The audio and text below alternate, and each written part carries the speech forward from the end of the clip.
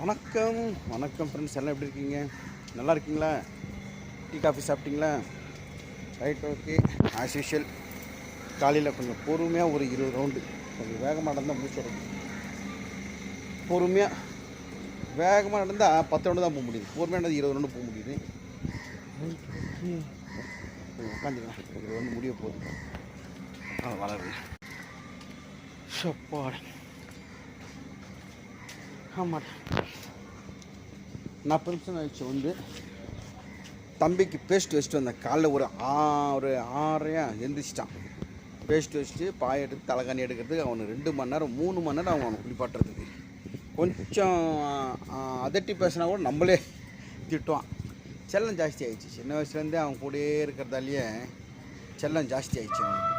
Okay, போகலாம் வீட்டுக்கு. அப்புறம் டையல் அடிச்சுட்டு பாருங்க, க்ளீனாக டையல் அடிச்சுட்டு இருக்கேன். எது தெரியுமா? வண்டி சவுண்டு போட்டோம்.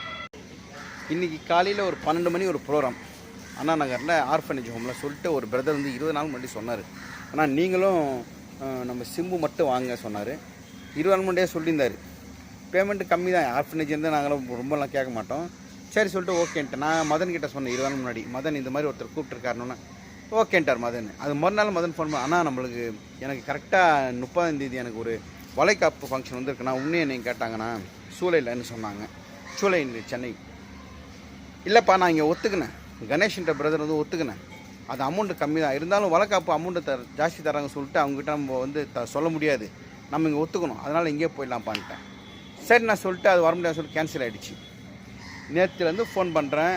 இந்த அண்ணா நகர் ஆர்ஃபனேஜில் இன்றைக்கி ஒரு கணேஷ்ன்ற பிரதருக்கு ஃபோன் எடுக்க மாட்டேங்கிறாரு. நேற்று காலையில் தெரியாதனமா எடுத்துறாரு போல இருக்குது. ஹலோ கணேஷ் பிரதர்ண்ணே, அது கூப்பிட்றேன் சொல்லி வச்சு அவர் தான். அப்புறம் கண்டினியூஸாக ஃபோன் 50-60 ஃபோன். இல்லை ஃபோன் பண்ணிவிட்டு சுரேஷண்ணா இந்த மாதிரி ப்ரோக்ராம் கேன்சல் ஆகிடுச்சுண்ணா, நீங்கள் வராதண்ணா, எதனா ஒரு வார்த்தை சொல்லணும் இல்லையா? சரி ஒரு கூப்பிட்டு வர சொல்லி தான் காலையிலேருந்து டையெல்லாம் அடிச்சு ரெடி பண்ணியிருந்தேன். நான் இது வரைக்கும் ஃபோன் வரேன். காலையிலேருந்து 2 வாட்டி பண்ணேன், எடுக்கவே இல்லை. நான் என்ன சொல்கிறேன், இருக்கா இல்லையா சொல்லிட்டா நாங்கள் அடுத்த வேலையை பார்க்க ஆரம்பிச்சிடுவோம். பாவம் சிம்மு மதன் வேறு, அவங்க அப்பா வேறு உடம்பு சரியில்லை. ஒரு 2000 கிடைக்கட்டுமா அவருக்கு, அந்த ஒரு ஆசையில் தான் நான் சொன்னேன். இப்போ காலையிலேருந்து ஃபோன் பண்ண ஃபோன் எடுக்கலை. இந்த மாதிரி ஆளுங்களை என்ன பண்ணுறது? கலைஞர்களும் ஒரு சின்ன ஒரு மரியாதை கொடுத்தா போதும். ஃபோன் பண்ணி நான் ஃபோன் பண்ணால் எடுத்துகிட்டு அண்ணா நீங்கள் ப்ரோக்ராம் கேன்சல், நான் வரணும் அதுனா சொல்லலாம். இல்லை எதுவுமே சொல்ல மாட்டேங்கிறாங்க.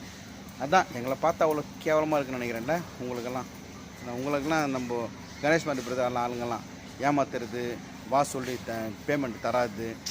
அவர் அட்வான்ஸ் தர நான் தான் வேணான்ட்டேன். நான் தான் ஒரு பைத்தியக்காரன்.